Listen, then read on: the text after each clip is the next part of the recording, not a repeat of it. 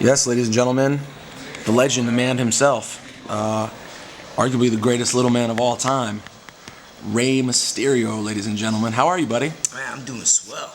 I'm doing fabulous. We are in the back of a pretty legendary wrestling venue, Nassau Coliseum. I think next to the Garden, this would probably be the spot for New York, or... Yeah, like this, I mean, when you think about it, this and the Garden were both around in the heyday. You know what I mean? Like, or if you go back 30 years ago, guys were actually having legendary matches here. Right. So first of all, let me start out with what's going on now. How do you feel physically? I sort of felt at WrestleMania, I was like, while everyone's paying attention to a lot of the, to Undertaker and a lot of the guys who are getting up there. Right.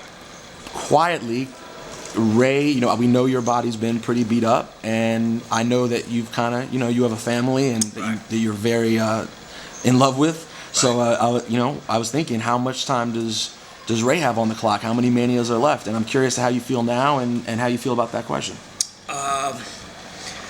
My time, the clock is ticking. It ticks for everyone.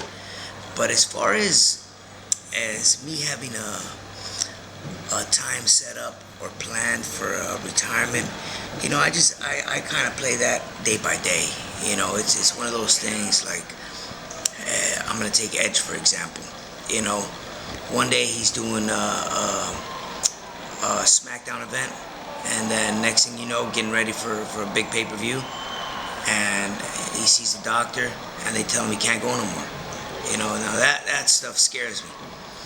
For me, we take a risk every time we step in the ring, but I keep my faith in God, at 100% level, and I just go by what God intended me to do, His purpose for me on this earth, to just go out there and rock it and have a good time and enjoy and give the fans something to appreciate on a nightly basis every time they see me step into the ring.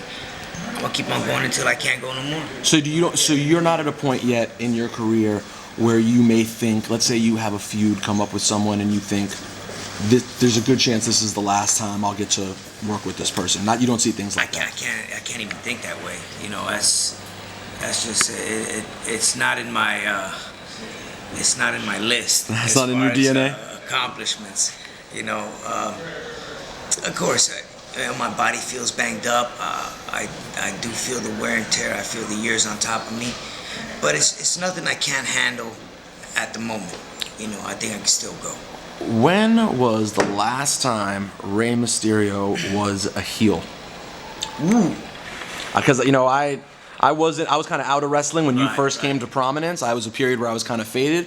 But looking back, when I go back and watch stuff, I don't see it. So I wonder, when was it? I think 11 years ago, right about that time, 2000, when we had the Filthy Animals going on, WCW. And it wasn't even so much of a heel role. It was more of a go out there and do your thing and be yourself. I wasn't wearing the mask at the time. I was kicking it with my homies, K-Dog, Kidman, Tori, Juventud, Disco Inferno, and myself. And we'd just go out there and have a blast, man. I was wearing the overalls. I would come out with the lollipop and the hat tilted backwards. So I was kind of learning more of what my character can be, or how can I further or change my character in a certain way. I'd never done this before. Me wrestling without a mask was the first time. So it was a different side of view from a superstar's perspective. But it was cool. Like I said, it wasn't so much of a heel. It was just being yourself, being out there and kind of just messing with the fans if you wanted to, or feeling cocky, you name it. I was having fun. Does it interest you at all? Like, with the idea, obviously at this point, it would be bizarre. But the Rey heel turn would certainly be as big a shock as one could ever get in the business these days. Is it something that you ever think about? It's crossed my mind, because every now and then we'll be shooting the shit and we'll conversate. Man, Rey, you probably do good as a heel, man. I can just see you. And my mind just starts flowing. That would be kind of interesting. I don't know how many. I'm all about my fans, man. Truly, I am. I ain't saying it just because you know, they like to feel the mask. They buy my merchandise. No, I'm truly about my fans. You know, that's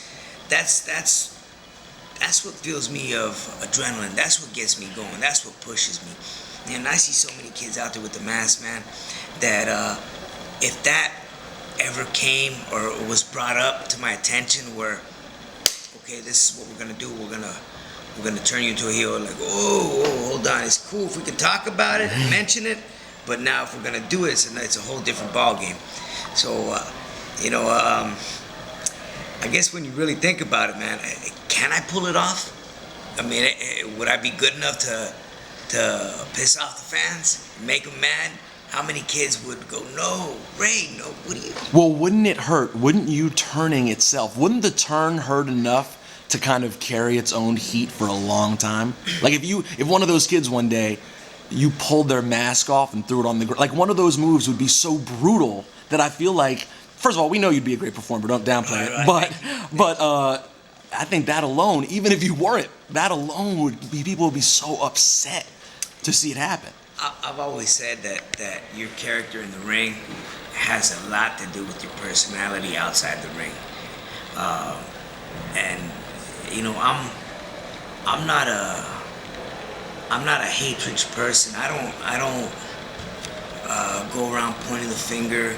I don't go around instigating fights or causing problems. You know, I'm a very laid back dude, man. I just like to chill and enjoy. Like you said, I love my family and I love hanging out with my homies. So I think it would be hard for me to try to pull that character off. You know, as much as I would try to act it out, I just don't see that coming out of me.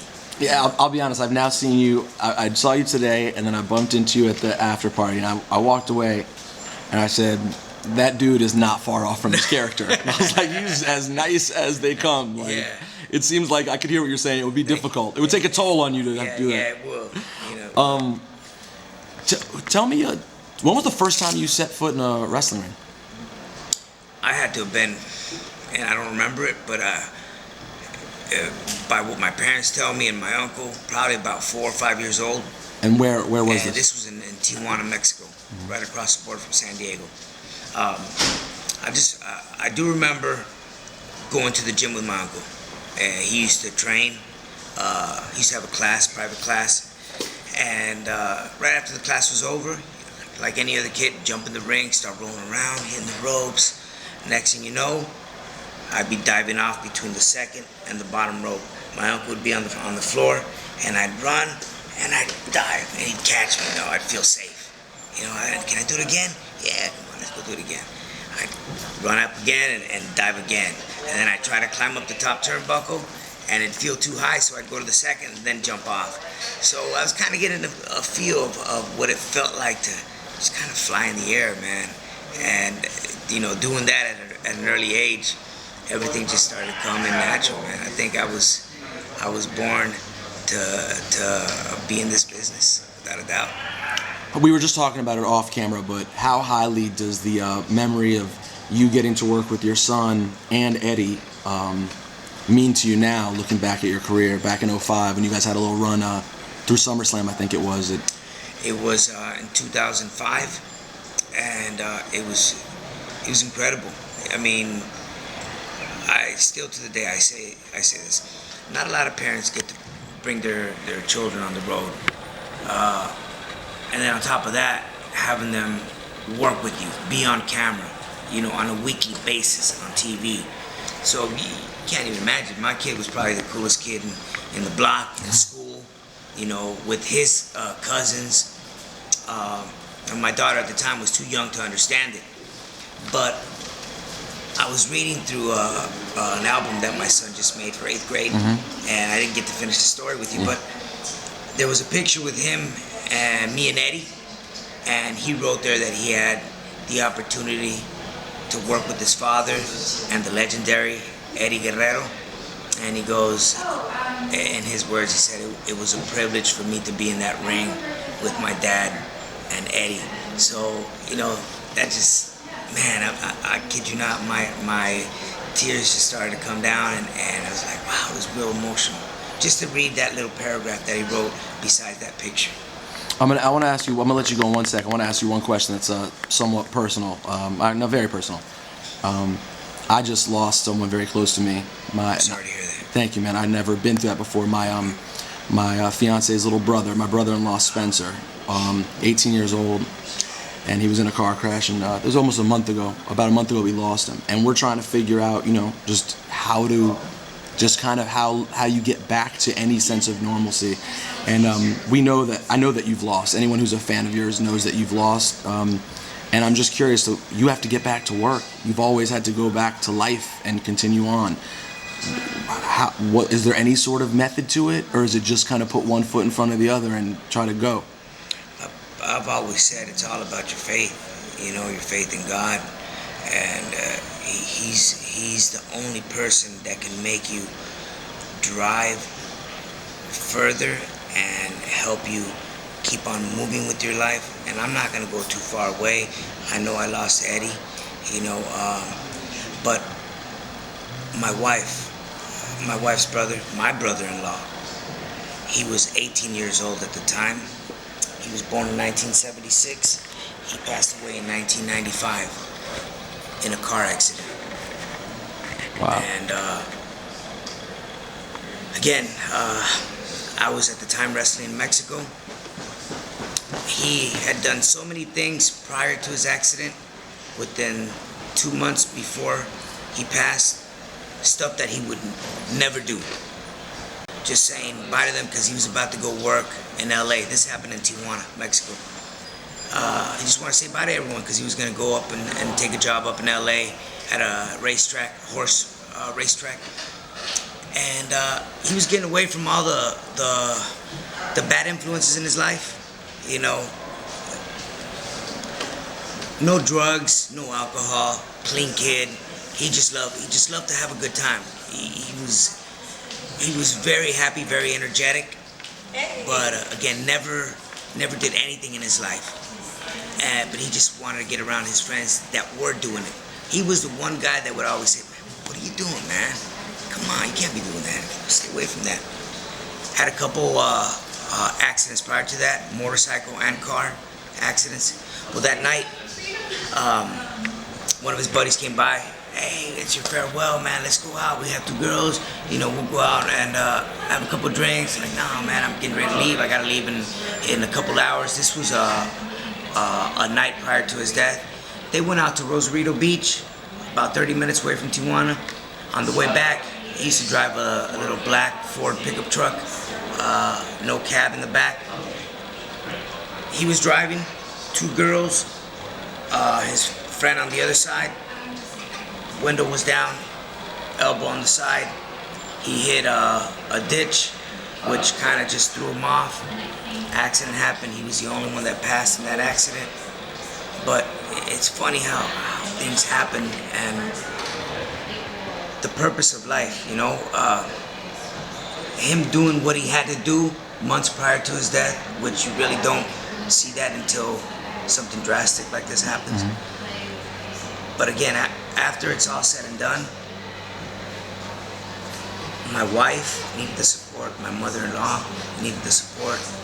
I wasn't there at the time. I was barely getting my career started in Mexico. I threw everything behind, came down, and the comfort, the love between family and the faith in God just helps you move forward.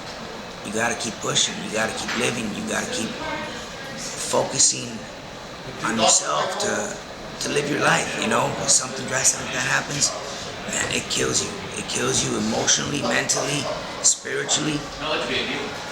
But always that higher power makes you keep on going.